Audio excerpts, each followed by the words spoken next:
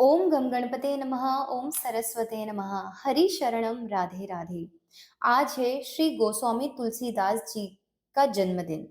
तो आज इसी उपलक्ष्य में मैं अपने परिवार अध्यात्म पर्व के लिए लेकर आई हूँ श्री गोस्वामी तुलसीदास जी के जीवन चरित्र की कुछ बातें, जिसे शायद आपने पहले नहीं सुनी होगी। तो बिना किसी देरी के हम इस जीवन परिचय को शुरू करते हैं। उससे पहले अगर आप इस चैनल अध्यात्म पर्व पर नए हैं तो इसे सब्सक्राइब जरूर कर लें और इस जीवन परिचय को इतना शेयर करें कि आपके साथ साथ ये जीवन परिचय श्री गोस्वामी तुलसीदास जी का सभी तक पहुंच सके और उन्हें भी इसके बारे में पता चल सके, क्योंकि वो एक राम भक्त थे। तो आइए शुरू करते हैं। कवि कुलभूषण भक्त शिरोमणि गोस्वामी तुलसीदास जी का जन्म सन 1545 में बांदा जिले के राजापुर ग्राम में हुआ था। आपके पिता का नाम पंडित आत्माराम दुबे तथा माता का नाम हुलसी था। आप जाति के सरयू पारण ब्राह्मण थे। इनका जन्म अभुक्त मूल नक्षत्र में होने के कारण बालक के अनिष्ट की आशंका से माता पिता ने इनका परित्याग कर दिया। कुछ काल तक हुलसी की दासी चुनिया ने इनका लालन पालन किया। उसकी भी मृत्यु हो जाने पर इस अभागे बालक को भगवान शंकर की प्रेरणा से स्वामी नरहरियानंद जी ले आए। वे इन्हें पहले अयोध्या जी और बाद में शुगर क्षेत्र ले गए। इनका नाम राम बोला रखा गया था तथा सन 1561 की माघ शुक्ल पंचमी को इनका यज्ञोपवीत संस्कार किया गया।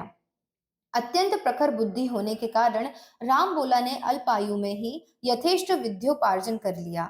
इन्होंने अपने गुरुजी को श्री रामचरितमानस कंठस्थ करके सुनाया। तब उन्होंने इनका नाम तुलसीदास रख दिया। कुछ समय पश्चात आप काशी चले आए। वहां 15 वर्ष तक वेदाध्ययन किया। तत्पश्चात गुरुजी की आज्ञा लेकर आप अपने गांव आ गए। वहां आपका विवाह पंडित दीनबंधु पाठक की सुंदरी कन्या रत्नावली से हुआ था। गोस्वामी जी अपनी स्त्री पर अत्यंत आसक्त थे।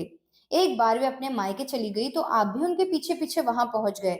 अत्यंत लज्जित होकर उन्होंने इतनी भर्त्सना की और कहा, लाज ना आवत आपको, दोरे आयो साथ, धीक धीक ऐसे प्रेम को कहाँ कहो मैं नाथ। अस्थि चर्ममय देह मम, तामे ऐसी प्रीति, तैसी जो श्री राम में होती न तो भव भीति। तीर मर्मस्थल में लगा। गोस्वामी जी का सांसारिक बंधन त्याग कर श्री राम भक्ति के प्रशस्त मार्ग पर वेग से दौड़ चले। इस दोहे का मतलब था कि उनकी वाइफ ने इतनी ज्यादा वो लज्जित हो महसूस कर रही थी उस समय तुलसीदास जी को ऐसे देखकर, कि उन्होंने उनसे कहा कि जिस तरीके से आप इस शरीर के पीछे पड़े हुए हैं, मेरे पीछे इतने आसक्त हैं, अगर आप इतना ही भगवान श्री राम में या प्रभु में अपनी भक्ति लगाते तो आज आप तर जाते। इस कारण से उनकी वो बातें श्री तुलसीदास जी को इतनी चुभी कि उन्होंने उनका त्याग कर दिया और वे राम भक्त बन गए और राम जी की भक्ति में लग गए। जब वे वहां से प्रशस्त मार्ग और फिर उन्होंने सब कुछ त्याग कर श्री राम भक्ति के प्रशस्त प्रशस्त मार्ग पर वेग से दौड़े चले। चलकर वे प्रयाग होते हुए काशी आए। वहां श्री राम कथा कहने लगे। उन्हें एक प्रेत मिला। उसने उन्हें हनुमान जी का पता बताया। हनुमान जी से मिलकर तुलसीदास जी ने अपनी श्री राम दर्शन की अभिलाषा पूर्ण करने का प्रयत्न आरंभ किया। हनुमान जी ने उन्हें चित्रकूट में भेजा। एक दिन उन्होंने मार्ग में दो सुंदर राजकुमार घोड़े पर जाते हुए देखे। वे उनकी सुंदरता पर मोहित होकर देखते ही खड़े रह गए। फिर हनुमान जी ने सारा भेद बताया। तब वे बड़े पछताए। फिर एक दिन चंदन घिसते समय दो सुंदर बालक आए और उन्होंने तुलसीदास जी से चंदन मांगा। उन्हें चंदन देकर तुलसीदास जी उनके हाथ से अपने मस्तक पर चंदन लगवाने लगे।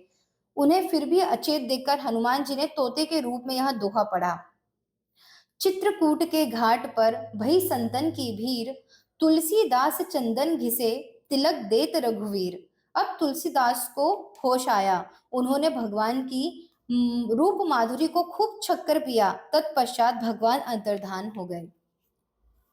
भगवान के आदेशानुसार गोस्वामी तुलसीदास जी खुद चलकर पुनः अयोध्या आए और उन्होंने संवत 1631 के मधुमास की रामनवमी को रामचरितमानस की रचना प्रारंभ की।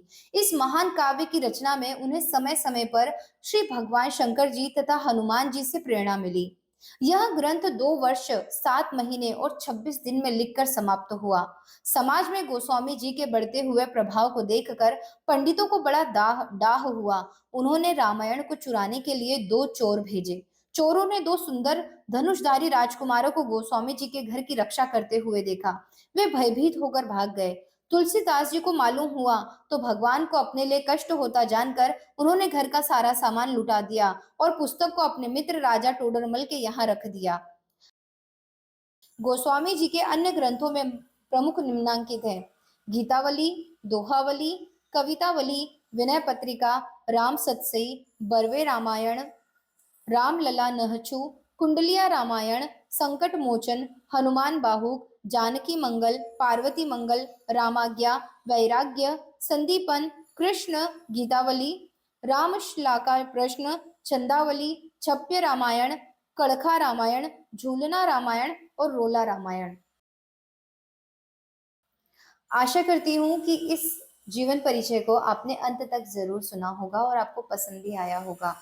अगर आप इसी प्रकार से और कथाएं सुनना चाहते हैं या आपका कोई सजेशन है कि मुझे इस कथा के बारे में जानना है या आपके लिए मैं उस वीडियो को बनाऊं, तो आप मुझे कमेंट करके ज़रूर बता सकते हैं और सजेशंस दे सकते हैं कि मैं नेक्स्ट वीडियो किस कथा पर या किस भगवान से संबंधित बनाऊं। तो मैं मिलती हूँ आपसे अगले किसी और रोचक कथा के साथ। तब तक के लिए राधे राधे।